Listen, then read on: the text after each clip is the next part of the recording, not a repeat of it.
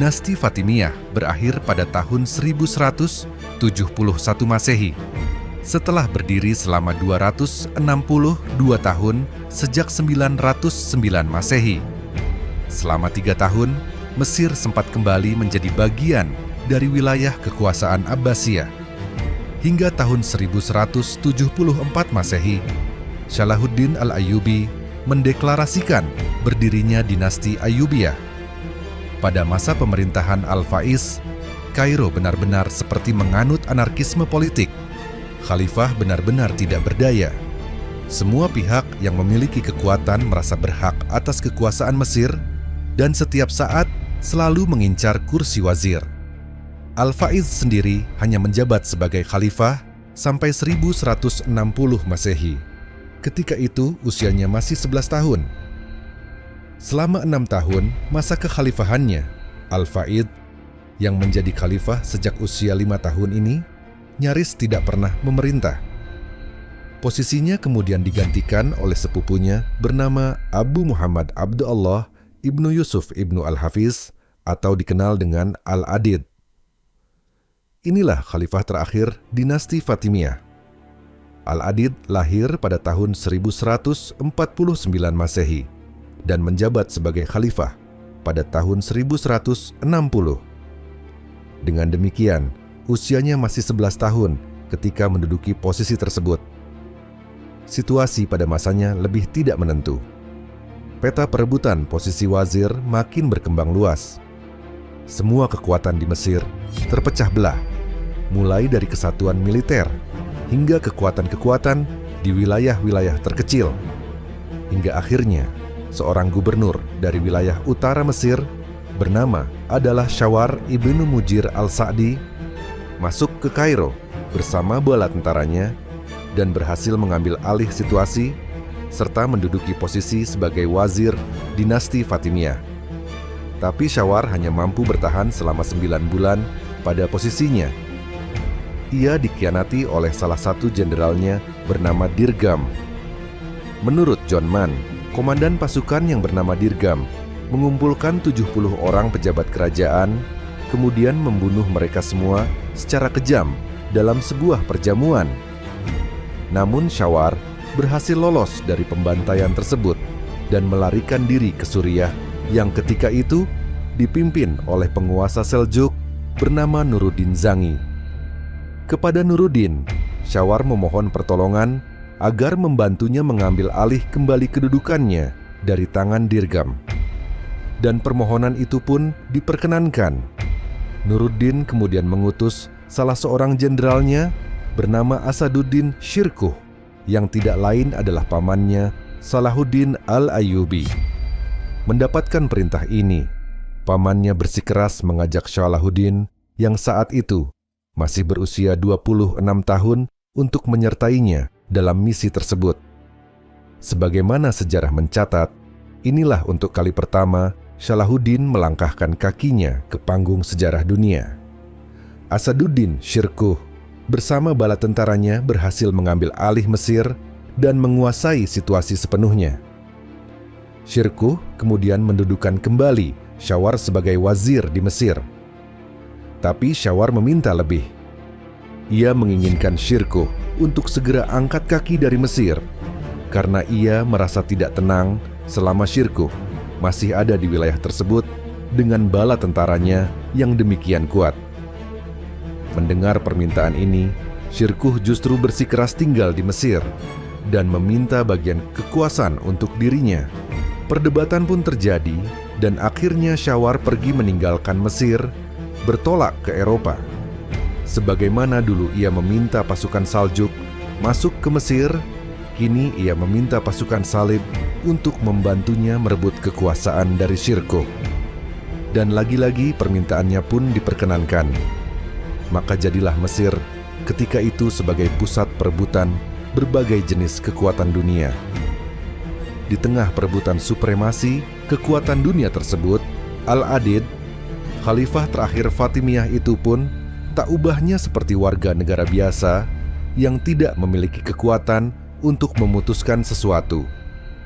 Dalam beberapa waktu, pasukan Syirkuh sempat terpojok diserang oleh pasukan gabungan Syiwar. Namun tidak berapa lama, Syirkuh berhasil membalikan keadaan. Kali ini, ia berhasil secara total menguasai Mesir dan menghukum mati Syiwar. Al-Adid kemudian bersikeras mengangkat Syirkuh sebagai wazir. Tapi bagaimanapun, ia adalah anak buah dari Nuruddin Zangi. Al-Adid akhirnya secara langsung meminta izin pada Nuruddin untuk meminta Syirkuh sebagai wazir. Setelah permohonan tersebut diperkenankan, akhirnya Syirkuh menerima amanah tersebut. Dalam waktu cepat, Syirkuh menundukkan semua kekuatan yang bersaing di Mesir dan mengembalikan keamanan politik di sana. Tidak lama setelah itu, Syirkuh wafat dan Nuruddin kemudian menunjukkan penggantinya. Namun sosok baru ini ternyata tidak disukai oleh keluarga Fatimiyah. Khalifah kemudian memilih Salahuddin untuk menggantikan posisi wazir, menggantikan pamannya. Pada akhir Maret 1169 Masehi, Salahuddin dilantik sebagai wazir oleh Khalifah Fatimiyah terakhir Al-Adid, yang saat itu masih berusia belasan. Salahuddin seorang pemimpinan yang cerdas dan visioner. Dengan cepat ia mampu memahami situasi yang dihadapinya. Pada awalnya ia bertindak tak ubahnya seperti karyawan dengan banyak tuan. Di satu sisi ia harus mengabdi pada Nuruddin, sedang di sisi lain ia memiliki tuan yang lain, yaitu Khalifah Fatimiyah.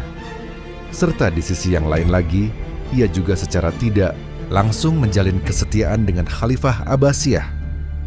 Namun dengan sangat hati-hati, ia melepaskan satu persatu ikatan dari para tuannya.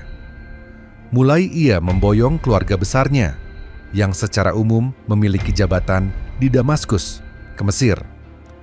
Ia lalu mengganti sejumlah posisi strategis di Mesir dengan orang-orang terdekatnya.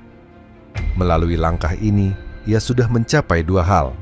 Pertama, melepaskan semua jenis tekanan yang mungkin diberikan oleh Damaskus melalui keluarganya.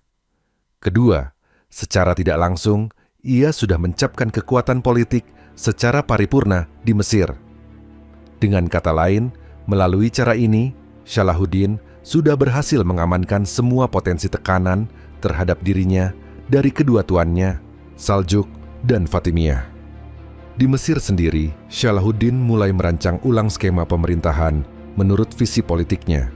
Ia mulai membangun pasukannya sendiri yang berkekuatan 5.000 personil dan terdiri dari orang-orang Kurdi yang memiliki ikatan kebangsaan dengan Salahuddin sendiri.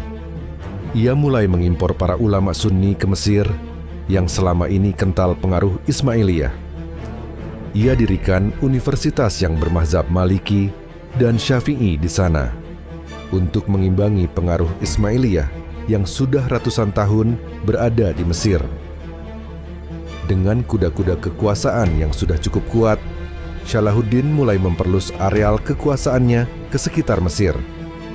Pada tahap selanjutnya, namanya sudah mulai disebut dalam khotbah-khotbah Jumat di masjid, bukan lagi nama khalifah. Dan orang-orang baru menyadari misi politik Salahuddin ketika dalam khotbah Jumat, para khotib sudah mulai menyertakan nama Khalifah Abbasiyah yang tidak lain merupakan pesaing utama dinasti Fatimiyah. Situasi ini terjadi pada tahun 1171, di mana pada saat yang bersamaan Khalifah Al-Adid mengalami sakit keras selama berminggu-minggu. Tidak berapa lama kemudian, terdengar kabar bahwa Al-Adid wafat. Bersamaan dengan wafatnya Al-Adid, maka berakhir pula riwayat panjang dinasti Fatimiyah selama 262 tahun. Setelah wafatnya Al-Adid, Salahuddin segera mengubah haluan politik Mesir dengan menyatakan baiat kepada Khalifah Abbasiyah. Dan hanya berselang 3 tahun setelah itu, Khalifah Abbasiyah wafat. Salahuddin kemudian membatalkan baiatnya dan mendeklarasikan berdirinya dinasti Ayyubiyah pada tahun 1174 Masehi. Di antara sekian nama tokoh Muslim yang dikenal dunia Barat, nama Salahuddin Al-Ayyubi atau Barat sering menyebutnya Saladin. Mungkin salah satu yang menempati posisi paling atas. Ialah aktor kunci dalam Perang Salib yang berhasil merebut Yerusalem dari kekuasaan pasukan salib. Pada saat kelahirannya, dunia Islam sedang mengalami masa pancaroba. Kekhalifahan Abbasiyah sedang menurun pamornya, menyusul meningkatnya pamor dinasti Saljuk di Asia Tengah. Pada masa itu, dapat dikatakan secara de facto, Abbasiyah sebenarnya berada di bawah kendali dinasti Saljuk. Orang-orang Saljuklah yang dengan gilang gemilang mengakhiri perang panjang antara Bizantium Arab pada pertempuran Manzikert tahun 1071 Masehi. Pada tahun 1095 Masehi, Paus Urbanus berpidato di Clermont di Prancis Selatan dan mendeklarasikan perang salib. Mereka merangsek ke Yerusalem, yang saat itu sedang dikuasai oleh dinasti Fatimiyah, yang juga sedang sakit keras. Pada Mei 1098 Masehi, dinasti Fatimiyah harus menghadapi dua front sekaligus, pasukan salib dan pasukan Saljuk yang terus memperluas areal kekuasaannya. Sebagaimana sejarah mencatat, akhirnya Yerusalem jatuh ke tangan pasukan salib dan berkuasa di sana. Namanya lengkapnya Yusuf bin Najmuddin al-Ayyubi. Ia lahir di kota Tikrit, sekarang Irak, tahun 1138 Masehi. Konon, di dalam darahnya mengalir juga darah Arab dari sebuah keluarga terhormat di masanya. Tapi yang pasti ia adalah seorang keturunan Kurdi dan berasal dari keluarga pejabat daerah. Ayahnya, Najmuddin Ayyub, adalah penguasa Saljuk di Tikrit pada masa pemerintahan Imaduddin Zangki, penguasa Saljuk untuk wilayah kota Mosul, Irak. Ketika Imaduddin berhasil merebut wilayah Baalbek, Lebanon tahun 1139 Masehi, Najmuddin Ayyub kemudian diangkat menjadi gubernur Baalbek dan menjadi pembantu dekat Raja Suriah, Nuruddin Mahmud.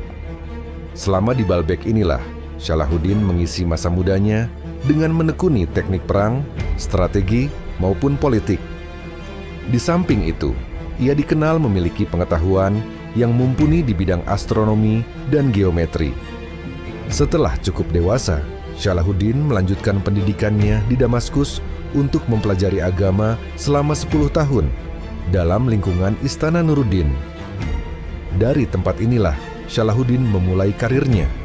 Tidak ada yang istimewa dari semua latar belakang yang dimiliki Salahuddin. Di tengah turbulensi sejarah yang sedang berkecamuk di masanya, kecil sekali potensi capaian monumental yang bisa diraih dengan latar belakang dan juga posisi jabatannya saat itu. Tapi semua berubah ketika salah satu wazir, penasehat, Fatimiyah datang ke Istana Nuruddin untuk memohon bantuan. Ketika itu, dinasti Fatimiyah sedang dalam masa kemerosotan yang parah. Sejak wafatnya Khalifah Al-Hakim pada 1021, para khalifah dinasti ini naik tahta pada usia sangat belia, sehingga peran penasehat menjadi krusial dalam mengelola negara. Perebutan posisi wazir Fatimiyah ini menjadi salah satu sebab jatuhnya dinasti tersebut. Dari 15 wazir Fatimiyah, 14 diantaranya meninggal dengan cara yang tragis. Demikian pentingnya posisi ini, hingga untuk mencapai posisi tersebut, mereka bisa saling membunuh di antara mereka. Dan wazir yang datang ke Nuruddin untuk meminta bantuan bernama Syawar. Ia sebelumnya digulingkan dari posisinya dan bermaksud ingin mengambil kembali posisinya dengan bantuan dari Nuruddin. Pada awalnya Nuruddin sempat enggan masuk dalam urusan internal keluarga dinasti Fatimiyah. Di samping itu, untuk mencapai Mesir juga bukanlah hal yang mudah, karena pasukannya harus terlebih dahulu melewati pasukan Frank yang sudah menduduki wilayah Askalon, sekarang Askelon, wilayah pesisir yang jaraknya sekitar 60 km dari Yerusalem. Namun akhirnya, ia menyetujui untuk membantu wazir tersebut dan memerintahkan paman Salahuddin yang bernama Asaduddin Syirkuh untuk membantu wazir tersebut merebut kembali posisinya. Mendapatkan perintah ini, pamannya bersikeras mengajak Salahuddin, yang saat itu masih berusia 26 tahun, untuk menyertainya dalam misi tersebut. Pada 15 April 1154, pasukan yang dipimpin oleh Shirkuh mulai bertolak ke Mesir dengan membawa 10.000 pasukan kavaleri. Jarak yang akan mereka tempuh untuk sampai ke wilayah kekuasaan dinasti Fatimiyah adalah sekitar 830 km. Di dalam jajaran pasukan ini, Salahuddin bertindak sebagai orang kepercayaan pamannya. Dan bagi Salahuddin sendiri, ini adalah ekspedisi militer pertamanya, sekaligus langkah pertamanya di panggung sejarah dunia. Pasukan yang dipimpin oleh Shirkuh berangkat pada 15 April 1154 dan tiba di Belbeis, daerah kekuasaan dinasti Fatimiyah, pada 24 April. Jarak yang ditempuh oleh pasukan ini mencapai 830 km, yang berarti setiap hari mereka telah mengunggang kuda sejauh kira-kira 100 km per hari. Sebuah ujian ketangguhan yang cukup menantang bagi sebuah pasukan yang akan meraih kemenangan besar di Mesir.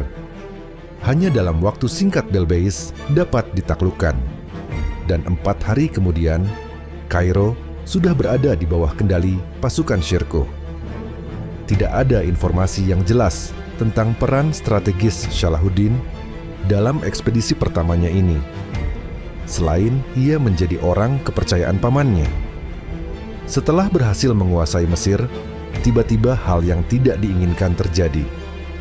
Shawar menginginkan kekuasaan untuk dirinya sendiri dan menyuruh Shirkuh untuk angkat kaki dari Mesir segera.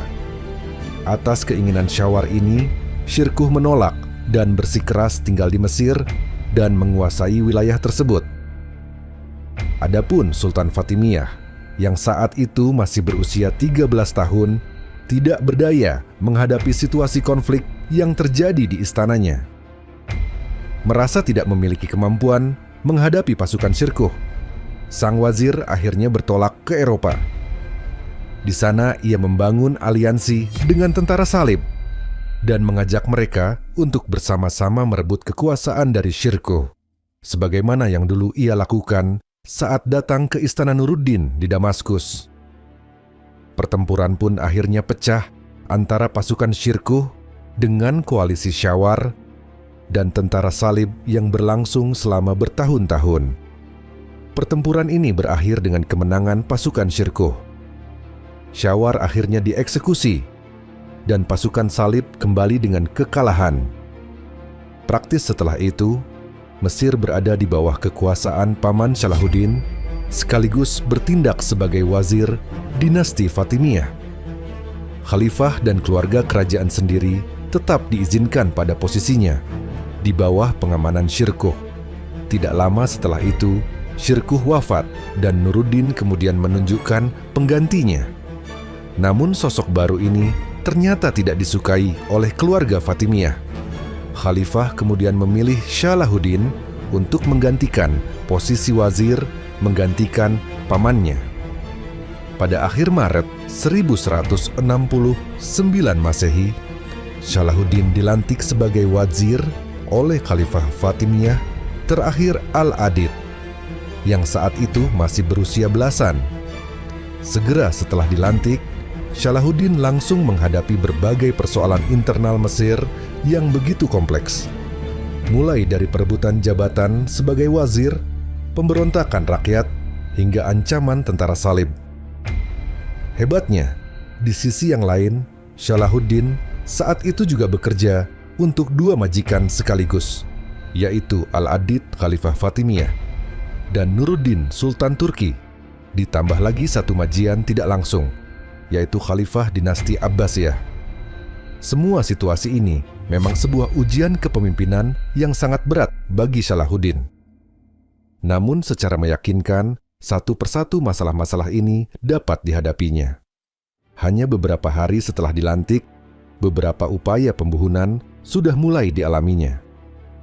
Pada bulan Agustus 1169 Masehi, pemberontakan 50.000 tentara Mesir terhadap dirinya berhasil dipadamkan. Meksi begitu. Gejolak situasi di Mesir tak kunjung reda. Pada waktu yang hampir bersamaan, ia meminta kepada Nuruddin di Damaskus agar bersedia mengirimkan ayah dan seluruh anggota keluarganya ke Mesir. Di Mesir, para anggota keluarga ini mendapatkan jabatan yang strategis. Sangat mungkin hal ini dilakukan karena bahaya yang demikian banyak di sekitarnya. Ia membutuhkan orang-orang kepercayaan, yaitu anggota keluarganya sendiri.